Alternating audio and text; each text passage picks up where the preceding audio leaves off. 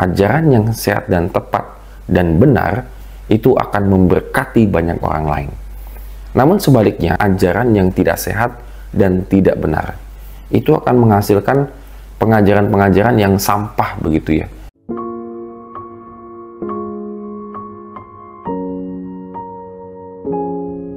Shalom Go Traders, hari ini kita bersyukur karena Tuhan begitu baik-baik dalam kehidupan kita. Dan kita akan kembali lagi lanjutkan renungan kita di Matius pasal 16 ayat yang ke-5 sampai yang ke-12. Tetap semangat membaca dan merenungkan firman Tuhan. Para murid itu cuma lupa membawa roti. Lalu Tuhan Yesus memberikan komentar yang sekarang ini pasti akan disebutnya tidak nyambung begitu ya, atau agak lain begitu. Karena Tuhan Yesus langsung mengkaitkan roti, lupa membawa roti, dengan waspadalah terhadap ragi orang Farisi dan Saduki. Pasti para murid akan membingung ya, apakah orang Farisi dan Saduki ini jualan roti dan seterusnya begitu ya, sehingga kita harus waspada terhadap roti buatan mereka begitu. Lalu Tuhan Yesus juga mengkaitkan tentang hal itu dengan mujizat yang terjadi ya, yaitu Tuhan Yesus memberikan 4.000 orang makan dan juga memberikan 5.000 orang makan. Pasti para murid makin bingung apa kaitannya semuanya ini begitu ya. Walaupun Tuhan Yesus juga memberikan keterangan yang jelas sekali bahwa yang dimaksudkan dengan ragi itu adalah ajaran orang Farisi dan Saduki, tapi saya yakin percaya pada waktu itu ya, mereka juga pasti masih bingung maksudnya ini apa begitu ya. Nah, Good Traders, kalau kita perhatikan dengan baik, kalau memang maksudnya Tuhan Yesus itu memberikan pengajaran kepada para murid supaya betul-betul waspada terhadap ajaran orang Farisi dan Saduki.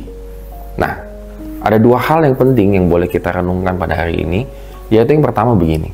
Ragi itu kalau digunakan dengan tepat dan benar, maka dia akan betul-betul berguna untuk membuat roti. Roti itu akan mengembang dan rasanya pasti enak.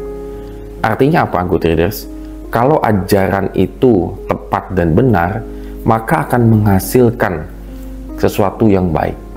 Menghasilkan seperti apa? Seperti Tuhan Yesus ketika mengajar, lalu hasilnya apa? Adalah dia melakukan mujizat, yaitu memberikan 4.000 orang makan, 5.000 orang makan. Demikian juga dengan ajaran yang sehat dan tepat dan benar, itu akan memberkati banyak orang lain. Namun sebaliknya, ragi itu kalau digunakan tidak tepat dan benar, maka tidak akan menghasilkan roti yang enak, atau mungkin rotinya pun tidak jadi dan akhirnya dibuang.